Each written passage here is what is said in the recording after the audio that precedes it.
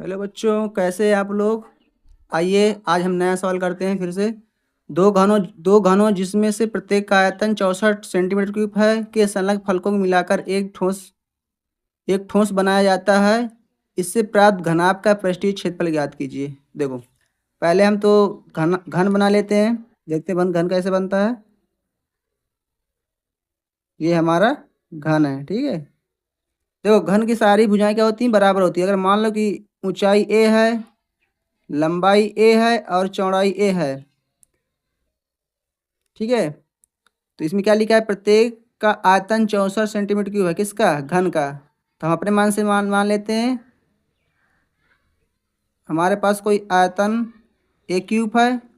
Question हमारे पास आयतन कितना दिया हुआ है, 64 सेंटीमीटर क्यूब दिया है।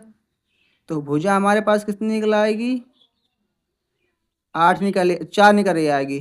4 चौक 16 चौक 64। भुजा हमारे पास कितनी निकले, 4 निकल आ गई। तो हमारी भुजा यहाँ भी 4 होगी, यहाँ भी 4 होगी, यहाँ भी 4 होगी, दोनों घनों में। अब क्या कह रहा है, घन के जो पृष्ठ हैं, फेस, उनको मिलाकर क्या बनाओ, घनाभ का आकार का चित्र बना दो। ऐसे करके कुछ बनेगा। ये घन है आपका, एक घन और जोड़ दो, तो ऐसे कुछ बनेगा चित्र।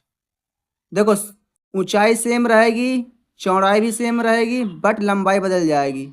अगर ये लंबाई ए थी, तो लंबाई ये ए और बढ़ जाएगी। कहने का मतलब ये 2a बढ़ जाएगी। कहने का मतलब दुगना हो जाएगा, ठीक है। तो हमारे पास लंबाई कितनी हो जाएगी इसकी, एल बराबर, यहाँ कितनी थी, 4 है, ये भी 4 थी, ये भी 4 थी, तो कितने हो जाएगी, 4 4 8 हो जाएगी यहाँ पे, ठीक है। 8 सेंटीमीटर हो जाएगा। चौड़ाई कितनी है, चौड़ाई हमारी 4 ही रहेगी। और हमारे पास ऊंचाई कितनी है, ऊंचाई भी हमारे पास 4 आएगी। घन का पृष्ठीय क्षेत्रफल का सूत्र लगा दो। होता है हमारे पास सूत्र, 2 कोष्ठ में L B plus B H plus L H होता है।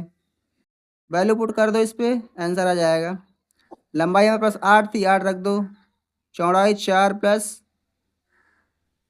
4 × 4 प्लस 8 × 4 कर दो।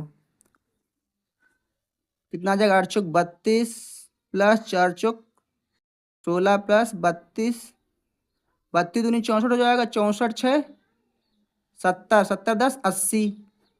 टोटल वैल्यू कितनी हो जाएगी, 80 हो जाएगी। मल्टीप्लाई जा कर देंगे तो 160 आ जाएगा, सेंटीमीटर स्क्वायर हो जाएगी। ये हमारे क्या हो जाएगा, कुल पृष्ठीय क्षेत्रफल।